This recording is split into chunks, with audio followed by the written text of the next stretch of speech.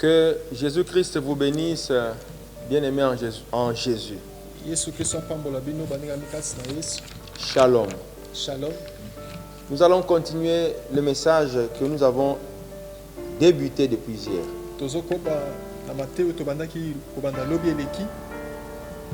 La victoire sur les vents contraires.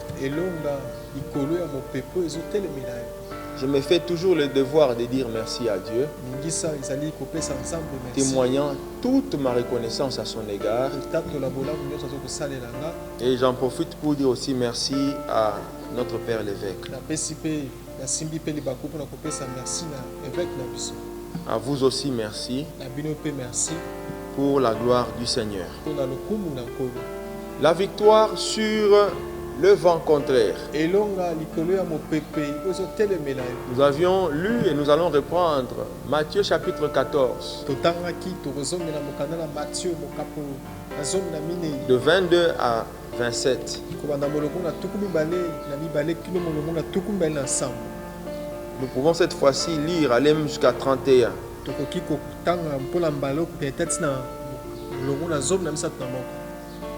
Matthieu chapitre 14, 22 à 31. Aussitôt après, il obligea les disciples à monter dans la barque et à passer avant lui de l'autre côté, pendant qu'il les renverrait la foule. Quand il lui renvoyait, il monta sur la barque pour prier à l'écart. Et comme le soir était venu, il était là seul. La barque était déjà au milieu de la mer, était battue par le flot, car le vent était contraire. À la 4e veille de la nuit, Jésus alla vers eux, marchant sur la mer. Quand les disciples le virent marcher sur la mer, ils furent troublés et dirent « C'est un fantôme !» Et dans leur frayeur, ils poussèrent des cris. Jésus leur dit aussitôt « Rassurez-vous, c'est moi, n'ayez pas peur. » Pierre lui répondit « Seigneur, si c'est toi, ordonne que j'aille vers toi sur les eaux. » Et il dit « Viens. » Pierre sortit de la barque et marcha sur les eaux pour aller vers Jésus. Mais voyant que le vent était fort, il eut peur. Et comme il commençait à s'enfoncer, il s'écria « Seigneur, sauve-moi !» Aussitôt Jésus étendit la main, le saisit et lui dit « Homme de peu de foi, pourquoi as-tu douté ?» Point inversé. Alléluia. Amen. Que Christ soit élevé. Amen. Bien-aimés, nous faisons une récapitulation de 2 minutes. Nous avions dit que c'était juste après le miracle de la multiplication des pains que Jésus donna l'ordre aux disciples de traverser, d'aller de l'autre côté de la mer. Ils n'ont pas tardé, ils ont exécuté comme Jésus-Christ le leur avait dit. Mais quant à la foule, Jésus a passé quelques moments s'entretenant avec elle pour bien la renvoyer. Lorsqu'il en a fini avec la foule, il est allé sur la montagne où il passa beaucoup de temps en train de prier. Lorsqu'il va rejoindre les disciples, c'était à la 4e veille de la nuit. Les disciples étaient bloqués par un vent contraire qui soufflait. Mais lorsque Jésus est arrivé, la situation a été décantée. Gloire à Jésus-Christ. Amen. Alléluia. Amen. Nous avions dit que les disciples, c'est celui qui s'assied au pied d'un maître pour recevoir une instruction, pour recevoir la forme qu'il faut. Et la foule, quant à elle, nous avons dit qu'elle était consciente de ceux qui suivent le Seigneur comme par hasard, comme avec de la complaisance, de manière superficielle. Voilà ce que c'est la foule. Le Seigneur savait différencier la foule d'avec les disciples. Alléluia. Et nous avions aussi dit que la foule a été renvoyée. Mais attention, quant aux disciples, ils ont reçu une orientation. traverser la mer en utilisant la barque. Que Dieu soit loué. Nous avions aussi dit pourquoi Jésus était allé vers les disciples. Nous avons rapidement compris que c'était à cause de leur engagement profond. Devant les vents contraires, les disciples n'ont pas abdiqué, ils n'ont pas abandonné. Ils ont tenu bon, ils n'ont pas épargné leur énergie. Ils ont tenu bon parce qu'ils devaient obéir à la parole. Ça, c'est l'exemple d'un profond engagement. Et nous avions aussi dit qu'un profond engagement a toujours été suivi ou accompagné des signes extérieurs. Et au nombre des signes extérieurs dont nous avons parlé, nous avons fait mention à la détermination. Nous avons fait mention de la détermination. Elle est très importante. Il y a des choses que nous n'obtiendrons qu'après une forte détermination. La vie est pareille. Que Dieu vous bénisse. Amen. Nous allons poursuivre aujourd'hui, toujours avec notre sous-thème, victoire sur les vents contraires. Je veux que les oreilles soient très bien prêtées à ce qui sera dit. La victoire sur les vents contraires. Aujourd'hui, nous allons différencier. D'une part, les disciples et d'autre part, Jésus lui-même. Nous allons les considérer comme deux groupes de gens distincts. Et nous allons établir une comparaison, une brève comparaison. Alléluia. Amen. Mais avant d'arriver à cela, je voudrais que le verset 22 nous soit relu. Je vais dire quelque chose. Si vous pouvez y aller, pasteur. Aussitôt après, il obligea les disciples à monter dans la barque et à passer avant lui de l'autre côté pendant qu'il renverrait la foule. Alléluia. Amen. Tout à l'heure, je viens de dire que la foule avait une faiblesse. Je suis en train de paraphraser. La foule avait une faiblesse. La foule était caractérisée par un engagement plus ou moins complaisant. Un engagement comme hasardeux. Mais même si la foule accusait de faiblesse, et puis c'était le grand nombre, bien aimé. Les disciples étaient trop peu nombreux. Ceux qui ont pris la barque, certainement, ils étaient à 12. Mais la foule était constituée de milliers. Mais regardez ce que Christ dit. Aux uns, Christ dit, prenez la barque. Mais pour la foule, Jésus ne les a pas laissés partir n'importe quelle manière, bien aimé. Jésus a eu ce que je peux appeler de la sollicitude, du savoir-faire avant de renvoyer la foule. Il est resté avec la foule, communiant avec la foule, leur donnant les dernières paroles, de sorte que la foule rentre ragaillardi et en bonne santé. Là, je voudrais donner une parole au pasteur. Les âmes du Seigneur sont précieuses. Apprenez à bien gérer les âmes que Dieu vous donne, malgré leur faiblesse vue et connue.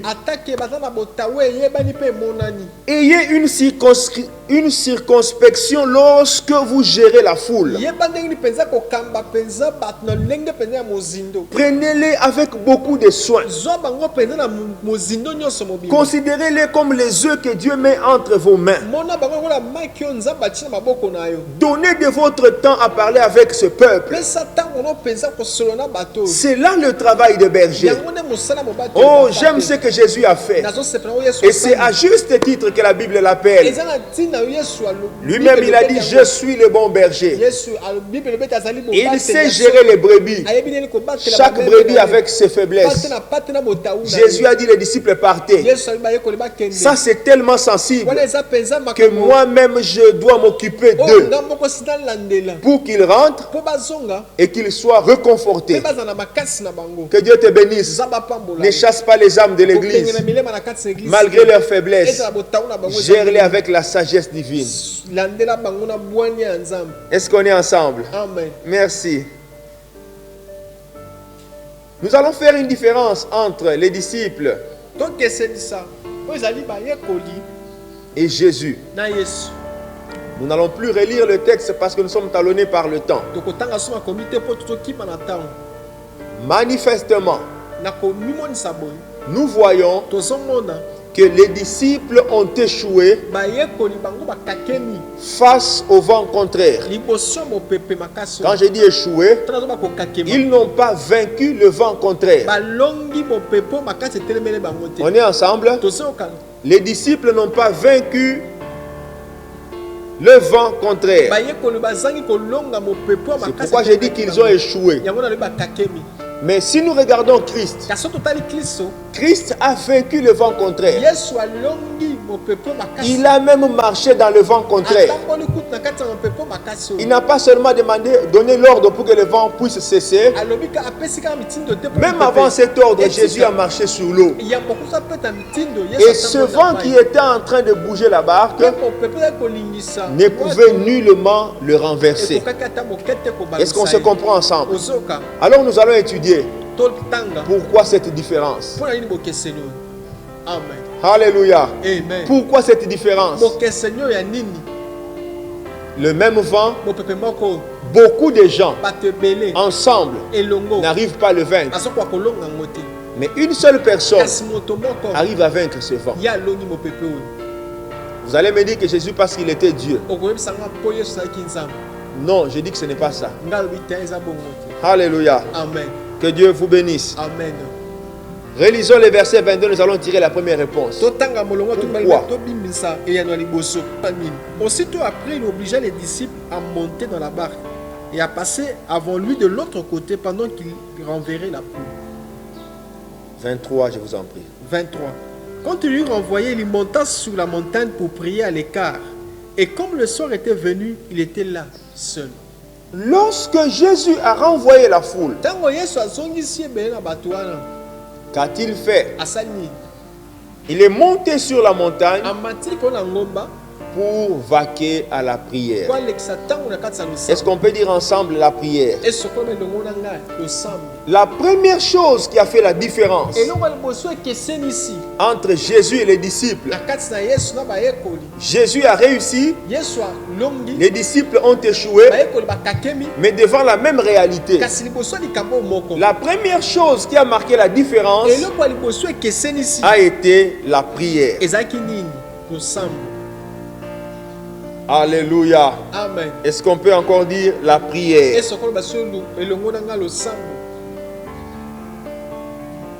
Jésus, après avoir envoyé la foule, il est allé sur la montagne. Il y est resté seul, passant du temps dans la prière. Bien-aimé, je voudrais que nous comprenions qu'il y a une différence entre prier et avoir une vie de prière. Quelqu'un peut prier de manière sporadique, hasardeuse, par accident. Il prie. C'est différent de la vie de prière.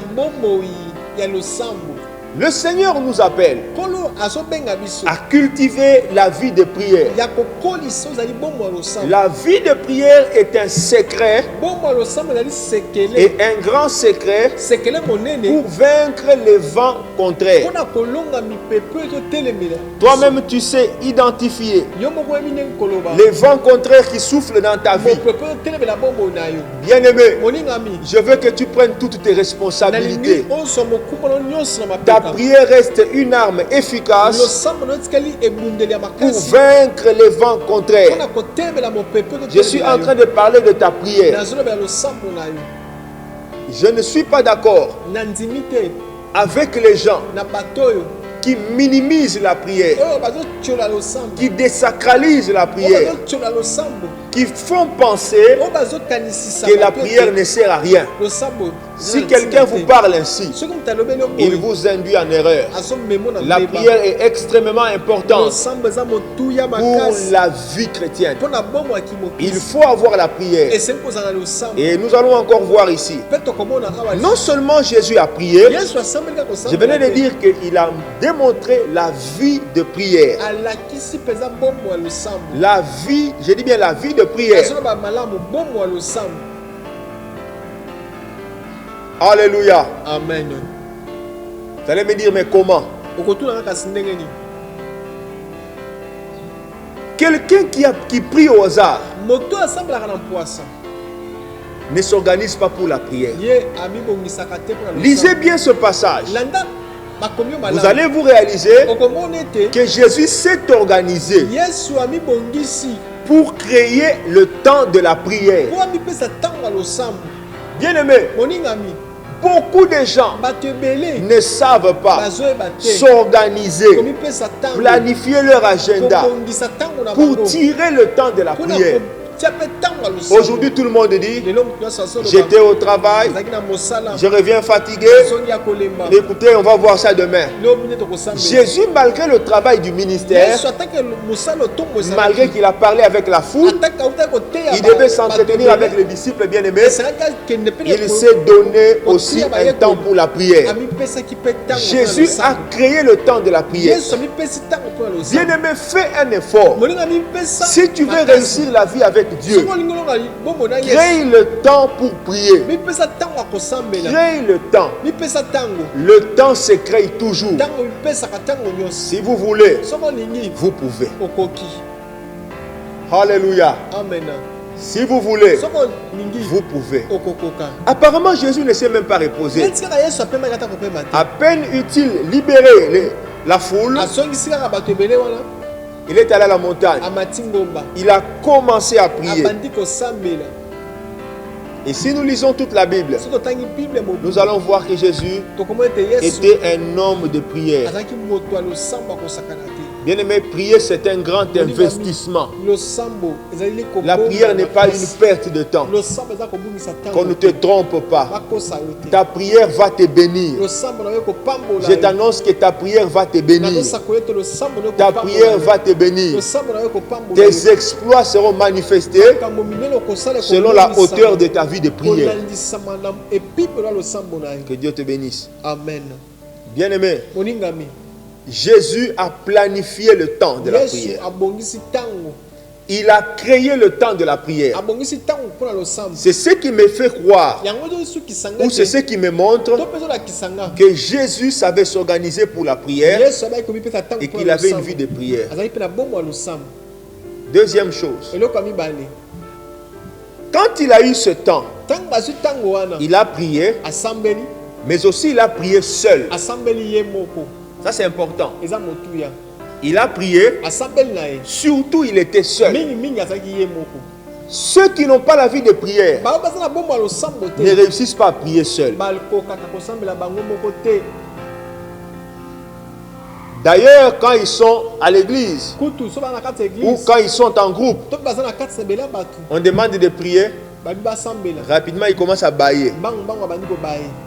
rapidement vous les voyez fatigués. Mais quand il faut interrompre pour parler divers, ils sont très habiles pour parler, mais inaptes dans la prière.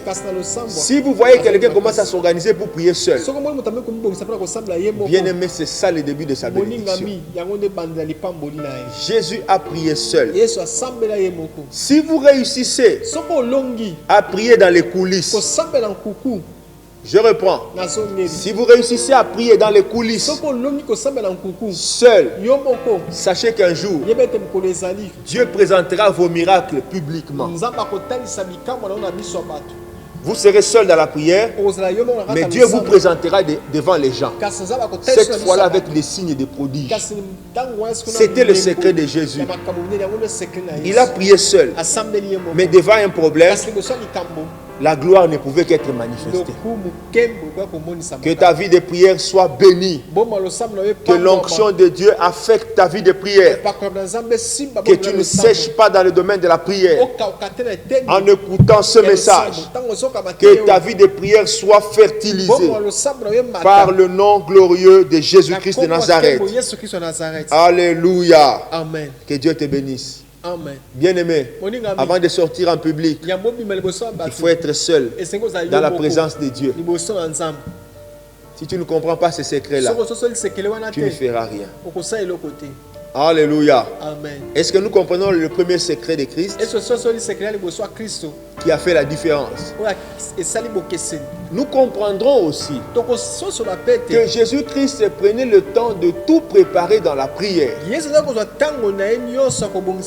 Il prenait tout son temps. Il n'était pas pressé. Il prenait le temps qu'il fallait pour tout préparer dans la prière. Vous verrez, dès qu'il est descendu de la montagne, il est allé marcher sous la mer. Donc cette épreuve-là avait déjà été vaincue dans la prière. Alléluia. Amen. Si on ne prie pas, mais on veut seulement faire les démonstrations devant les gens, ça ce sera des aventures et on ne réussira jamais. Que Dieu vous bénisse. Amen. Alléluia. Amen. Alléluia. Amen. Je suis encore en train de parler de la prière. Une autre chose dans la prière. Je disais, il s'est organisé. Il a planifié son temps. Il est même resté seul. Je vais ajouter, il s'est déconnecté de tout. De tout ce qui pouvait le distraire. Jésus s'est déconnecté de cela pour vaquer à la prière. Il s'est déconnecté de tout pour vaquer à la prière. Une prière comme ça ne peut que réussir. Vous savez, il y a des gens qui prient aujourd'hui. J'ai beaucoup prié. Mais quand il prie, il a le téléphone. Au nom de Jésus. Au nom de Jésus. Au nom de Jésus. Dès qu'il reçoit un SMS, il arrête d'abord la prière et il lit. Au nom de Jésus. Au nom de Jésus. Un coup de fil. Allô? Allô? Et puis il arrête. Après, au nom de Jésus. Au nom de Jésus. Au nom de Jésus. Il entre sur WhatsApp. Ça, c'est le théâtre. Jésus n'a pas prié ainsi. Jésus s'est déconnecté de tout ce que vous voulez le distraire. Déconnectez-vous de tout ce qui vous distrait. Prenez le téléphone. Mettez de côté. Mettez de côté. Séparez-vous de la télévision pour privilégier la prière. Entrez dans la présence de Dieu. Vous verrez ce que cela va produire dans votre vie. Alléluia. Amen. Alléluia. Amen. Bien-aimé, écoutez. Je suis en train de parler de la prière, mais Jésus était resté seul. C'est là une forme de retraite. C'est là une forme de retraite. Même un exemple de retraite. Une retraite faite seule. Vous pouvez expérimenter ces choses. Vous-même vous imposez une retraite pour chercher la face de Dieu. N'attendez pas lorsque vous avez des problèmes. Lorsqu'on commence à vous chasser du travail, vous commencez à jeûner. N'attendez pas cela. Imposez vous-même le temps. Une retraite, c'est une journée en train de prier. Vous allez voir comment votre vie va commencer à se transformer. Alléluia. Amen. Bien-aimé, il y a une puissance dans la retraite, lorsqu'elle est bien faite, une retraite de prière. Acceptez qu'on lise 2 Rois, 1 Roi 17. 1 Roi 17. 17.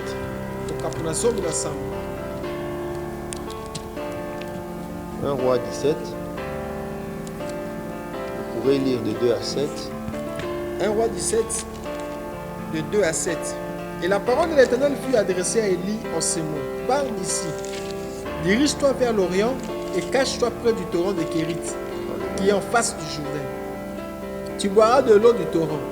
Et j'ai ordonné au corbeau de te nourrir là. Il partit et fit selon la parole de l'Éternel. Et il alla s'établir près du torrent de Kérit, qui est en face du Jourdain. Les corbeaux lui apportaient du pain et de la viande le matin, et du pain et de la viande le soir. Et il buvait de l'eau. Maintenant, on peut vous arrêter là parce que nous devons économiser le temps. Bien-aimé, Dieu a dit ceci à Élie. Va au torrent de Kérit. Va te cacher. Et là, j'ai ordonné au corbeau de te nourrir. Ça, c'est merveilleux, bien-aimé.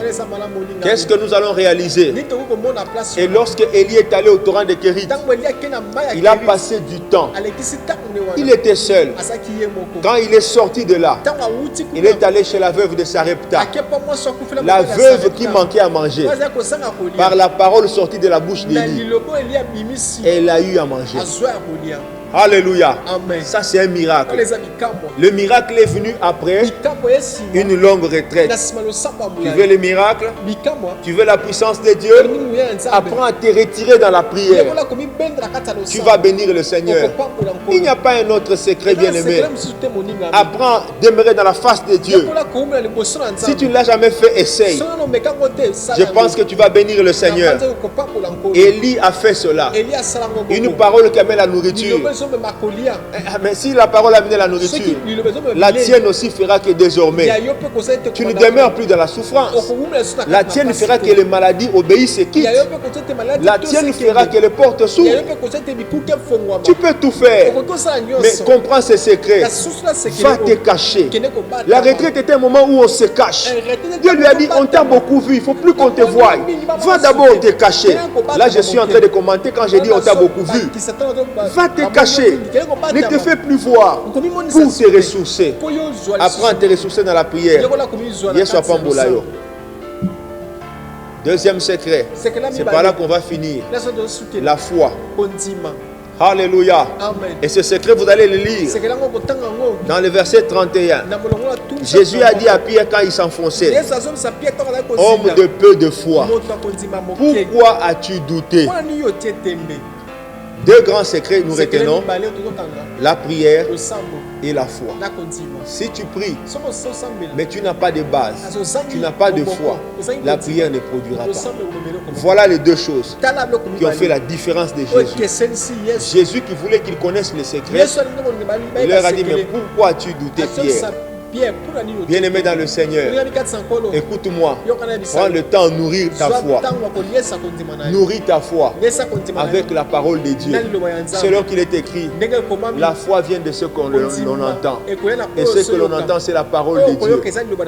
Puisque Pierre avait entendu la parole, qui lui disait, viens, marche. C'était tout, il devait la saisir. Mais au lieu de la saisir, il a commencé à regarder à côté. Il a commencé à avoir peur. C'est ce qu'il a fait noyer. Mais Dieu ne veut pas que toi tu te noies. Si tu étais en train de te noyer, reçois l'onction qui te relève. Si tu étais en train de te noyer, reçois l'onction qui te relève. Reçois l'onction qui te relève. Reçois l'onction qui te relève. Reçois l'onction qui te relève. Ne te noie pas au nom de Jésus. J'ai aimé ce que Jésus a fait. Là, j'aime beaucoup. Pierre était à une distance. Mais Il a commencé à s'enfoncer. Lorsqu'il a crié à Christ, Jésus a étendu seulement la main. Je vais te dire, bien aimé, la main du Seigneur n'est pas courte pour te localiser. Si tu as la foi, tu cries à Dieu, que sa main te localise, que sa main te touche, que sa main te relève. Même si tu commençais à tomber, que la main divine du Seigneur te relève, que tu redeviennes fort, que tu reprennes ta place dans la barque. Au nom glorieux de Jésus, avec Christ, tu ne vas pas te noyer. Dans ta vie, tu ne te noyeras pas, tu n'échoueras pas. Sois béni, bien-aimé. Au nom de Jésus, sois infiniment béni. Je suis en train d'atterrir, bien-aimé, pour te dire, ne doute plus. Ne doute plus. Ne doute plus. Saisis la parole de Dieu. Agis selon la parole. Tu verras ce que Dieu va faire. Que Dieu te bénisse. Nous allons nous retrouver à la prochaine. Que la grâce divine soit sur toi. Que ce message soit pour toi un message qui relève ta vie. Un message qui va booster ta foi. Bye bye. Que Dieu vous bénisse. Merci.